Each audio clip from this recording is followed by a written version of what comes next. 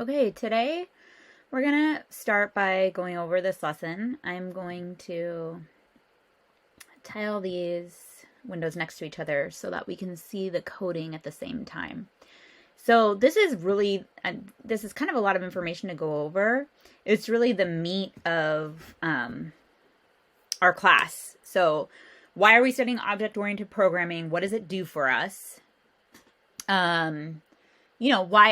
is the difference between like line by line coding and object oriented programming? So, object oriented programming, the reason why we use this is because it represents the way that we think. So, like, I think of things in terms of big ideas, and then I think of examples of them. And all of different things, like in this case, objects, they all interact with each other. So, when we talk about objects, what are they?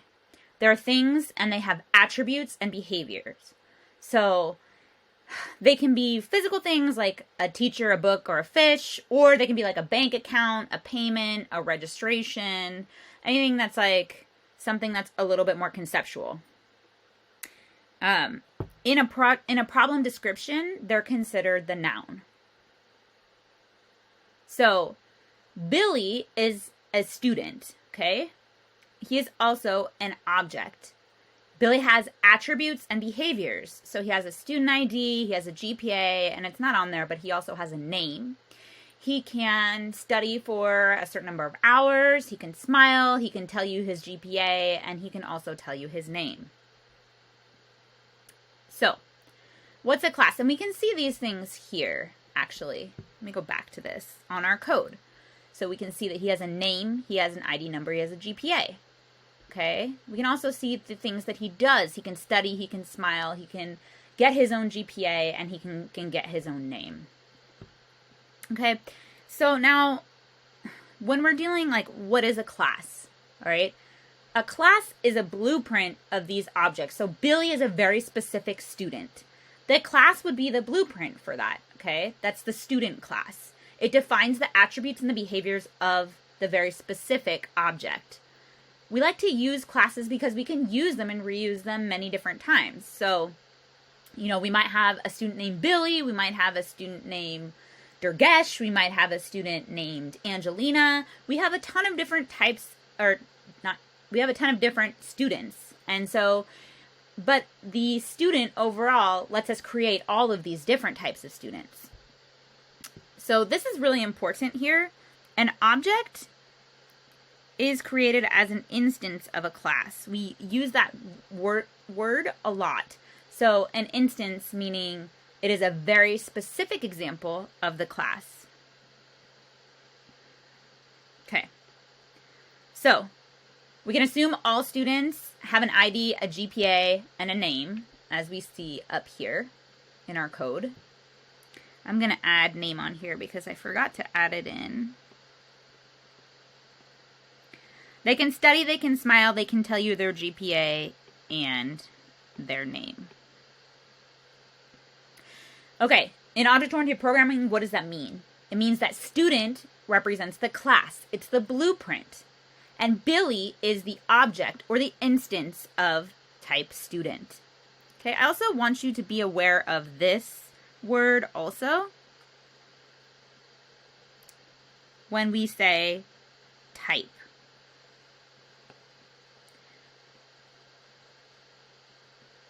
So the class name, it also represents a type, just like an int is a type and a char is a type. These are all primitive types. A student is also a type. It is a class type. So it's a little more complicated. Here, students have things, attributes, and they have behaviors. So they have data or instance variables, and they also have methods. As opposed to primitives that we learned about, they don't have any of those things. So these also require more memory in the computer. When we make a class, which is like the beginning of any Java file, we always say public class student. Remember, the first letter has to be capitalized, okay? This is declaring the class. And then everything we write about the class, you can see this is my open brace. It closes all the way down here. So everything in my open brace is my class. It's my blueprint. Okay? In this case, I want you to recognize, we'll come back to these later. These are reserved words. Public is a reserved word. So is class, actually. Public is what we call a modifier. So that means that we can access public, we can access it anywhere. If it's private, you can only access it inside the class. We'll talk more about that later. Okay, the class name has to be capitalized. And then everything inside, that's class member declaration. So our attributes are methods. Now, the reason why we create classes is because we make a student named Billy. We want to be able to reuse the information for Kelly or Durgesh or Angelina, any of these students that I've named. All right, in that way, we don't have to rewrite the code over and over and over again. They have the same blueprint, but they're going to have different data. Okay, so here's our student Billy. He has an ID num of A12, he has a GPA of 3.9, and he has a name, Billy. Okay, he can study Smile, he can get his GPA, and he can also get his name. Now, let's say we have another student. Her name is Kelly. She might have a different ID num. She will have a different ID num. That'll be a B23. She has a different GPA, 4.0. She also has, her name is different, Kelly, but she can still study, Smile, get GPA, and get name. Okay, so what are objects? Objects encapsulate data and behavior. The data are the things that they have, okay? The behavior are the things that they do. Every object in a program must be declared. The object, so when we want to reserve some space for our new student, Billy, or our new student, Kelly, we have to declare them first, okay? The declaration is here.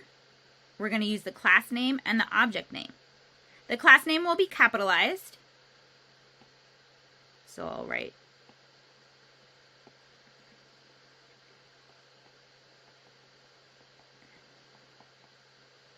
and the object name will be lowercase, just like we have any identifier. So this object name is an identifier for the object, okay?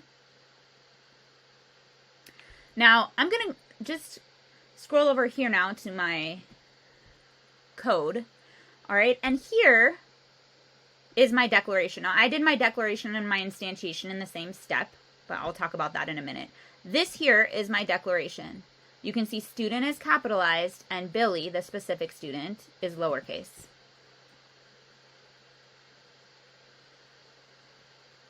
And that's the same thing as we see over here. Just over on this side, the instantiation is done all in one step. So how are they created? They're created by instantiating a class. So we learned an object is also called an instance, but we need this operator. This operator is also a reserved word, new. Okay? And it's telling the computer, hey, we're going to create a new object. But we need to use a very special method called a constructor. Objects are not created by the declaration. So if I just had here, this is going to give me a little bit of an error, but that's okay. Student Billy. If I just had student Billy here, we'll take that out to get rid of our error. This does not create Billy. All this does is tell the computer, hey, we're going to have a student named Billy. Can you do me a favor and maybe reserve this name for Billy? It's going to be type student. We can't have him be any other type at any other time. And please go find some space for him. All right? Now, to actually fill Billy with his name, his ID num, his GPA, we need to use the constructor. Okay. In the student class, so this is the main class where I'm running my methods and creating my objects. Here is the student class, or the blueprint class. So I have two different constructors. They're right here. I'm going to highlight them for a moment while I explain what a constructor is. So constructors, they're special methods. They initialize the instance variables, so they give them values. They have the same name as the class. That's always true. they have no return type. So we're going to talk a little bit with methods later about what return type is. What all you need to know is they don't have any, and they're the only type of method that doesn't have any. So it's kind of what sets them apart from other methods. I'm going to highlight it because that's an important thing to know. It's important that you can see right away a constructor because it'll have the same name as the class.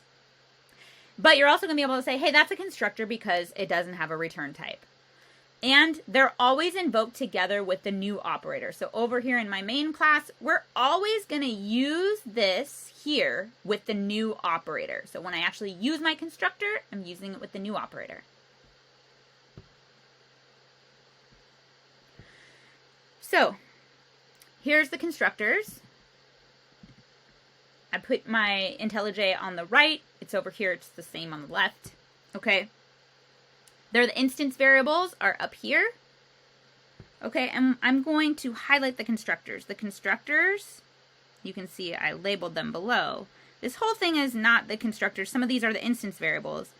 But this here, that's the comment telling me what the constructor is. And here, this is the actual constructor. You can see what they're doing here is they're giving values. My name, so name becomes my name, ID num becomes my ID num, GPA becomes my GPA. So these, when they're used in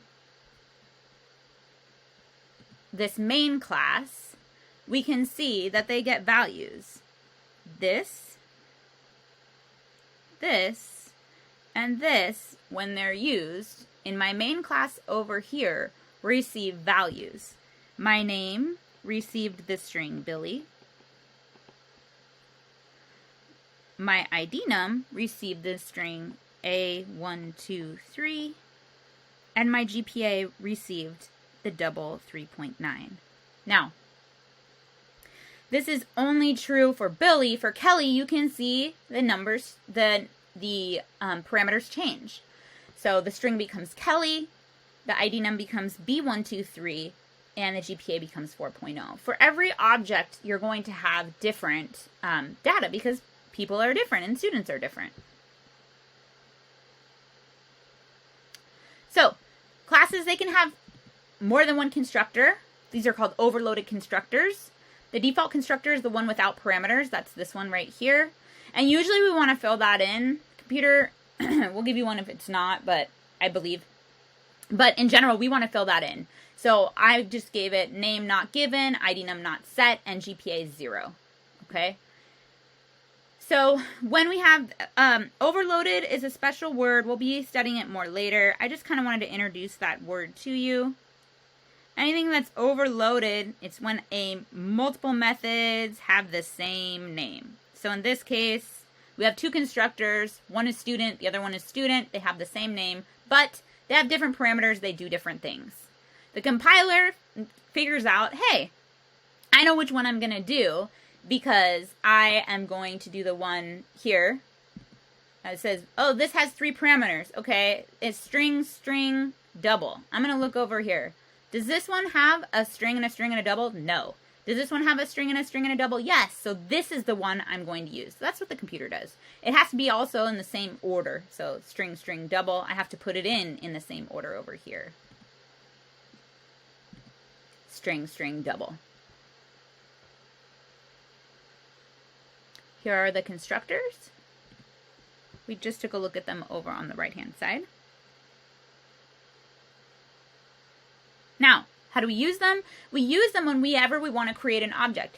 For our purposes, just for now, we're going to be doing that usually in the main method and the driver, but later on we'll be doing it in other classes that we have. We'll have multiple classes and multiple objects interacting with each other, and in that case, we'll have them instantiated in different places. So, here we have student Billy. I just declared this here. This is declaration and instantiation all at once.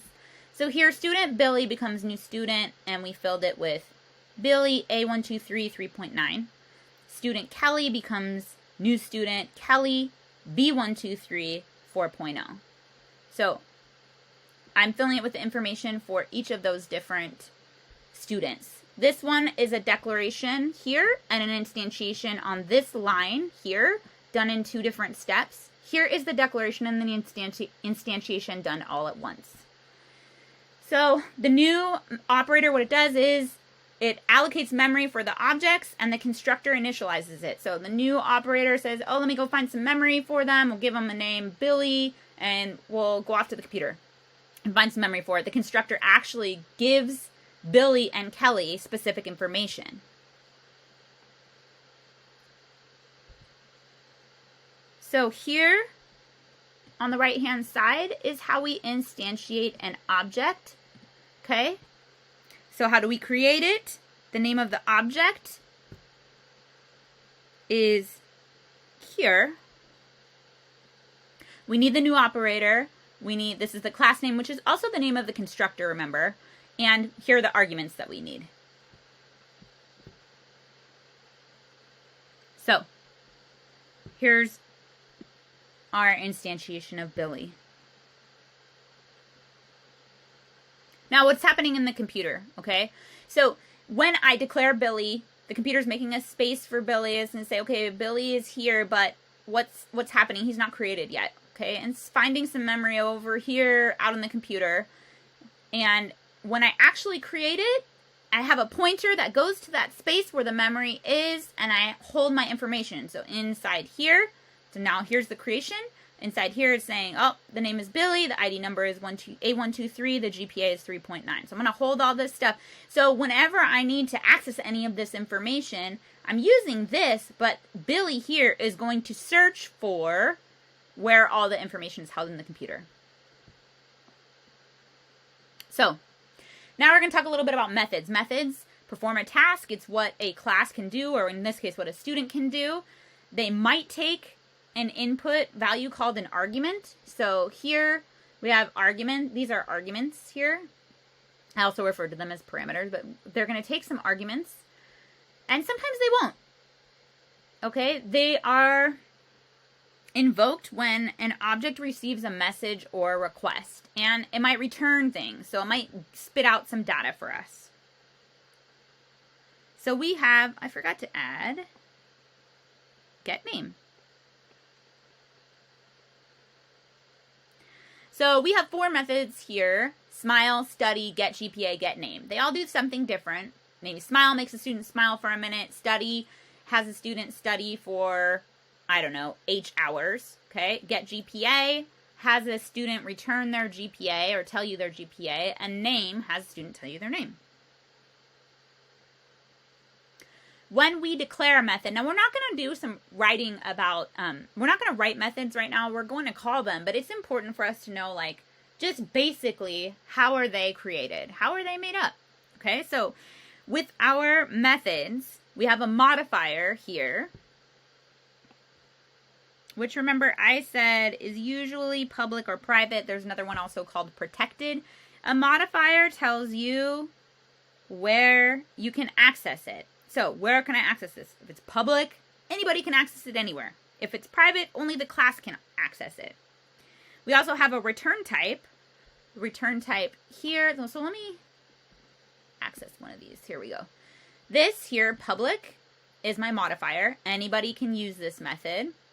And then I have a return type. Here, my return type is a double in get GPA. What does this mean? It means that this method is going to spit out a double value. Okay, then I have the name of my methods. Remember, the name of my methods is going to be lowercase.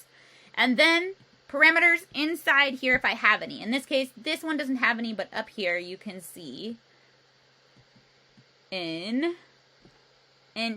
study, it takes a parameters in hours, just one. And then this is called the method body, and this is, you see they do different things. So this one prints something out, this one prints something out, this one returns something, this one returns something. Now I want to, just as we talk about return type for a minute, I just wanted to talk about this return type, which is void. Void is a return type where it returns nothing. Okay, so some of these other ones you've seen, string, it's going to give us some sort of word, double is going to give us some sort of decimal. This means, void means this method returns nothing. Even though it's printing to the output window, it's not actually giving information for you to save. It's just telling you something at that moment and then it's gone.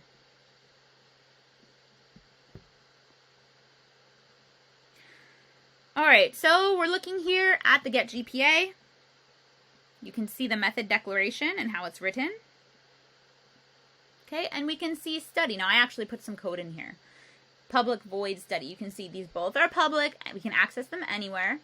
This one has a, oh, I'm using this one. These both are, this one's public here. This one's public here. This one has a return type of void, so it's just probably going to print something or do something, but it's not going to actually give us any information to save. This one's a double, so it's going to return some sort of information for us to save. Here's the method name study, and this method name is get GPA. They're both lowercase. Every subsequent word, like GPA, is capitalized. And here, this one has one parameter. I'm going to tell it what type of parameter I want. I want an integer that's going to represent hours, so an int hour. This one does not have any parameters. Now, this is what you guys are, we are all looking after, or looking over.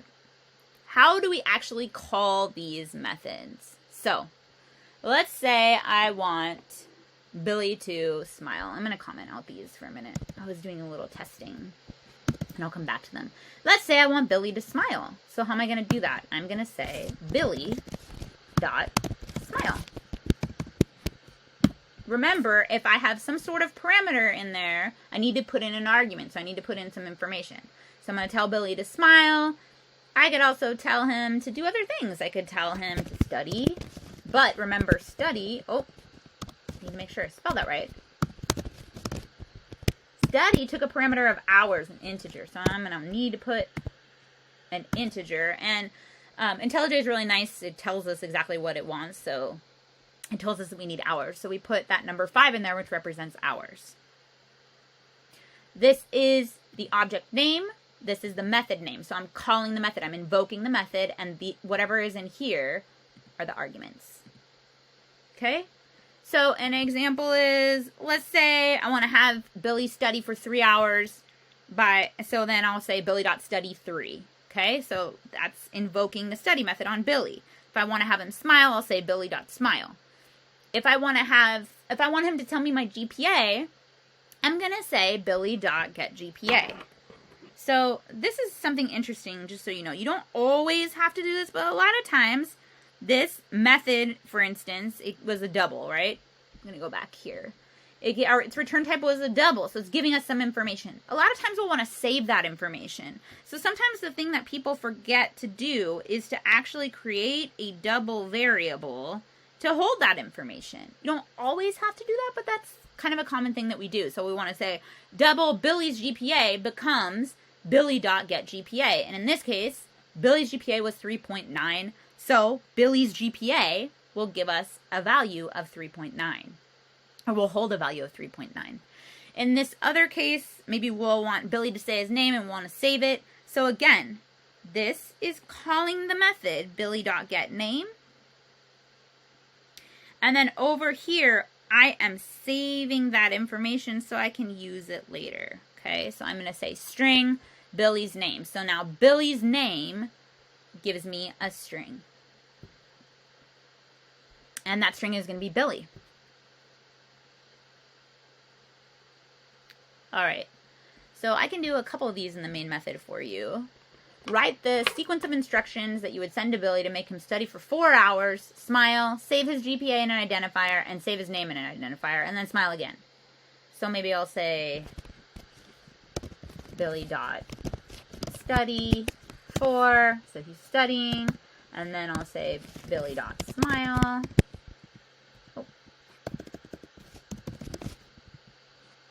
And remember, I'm doing this in the main method after my object is created. If I try and do this before my object is created, the computer's not going to know what you're referring to. You need to make sure you do it after your object is already created.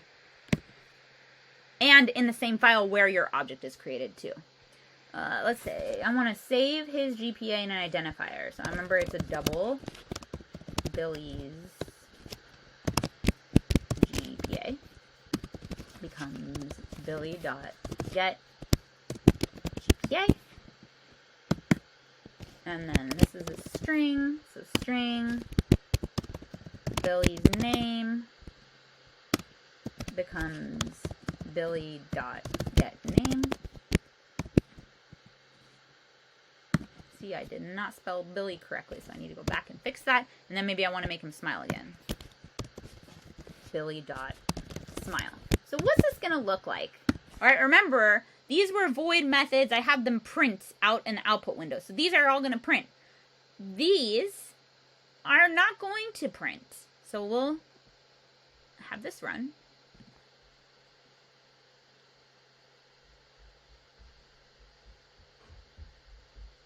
Okay, so it said, oh, I studied for 4 hours. I made a little typo here. I'll go back and change that. I studied for 4 hours, right? Smiling for a minute, smiling for a minute. So he smiled twice. Now, what happened to that other stuff? Where did that other information go? Okay, well, this information, Billy.getGPA, is in Billy's GPA. This information, Billy, so 3.9, is in Billy's GPA. Billy is in Billy's name. I didn't print that information, so I don't see it inside my output window. However, even though I don't see it in my output window, what it just means is that this is saved in the computer somewhere, so I can use it later on.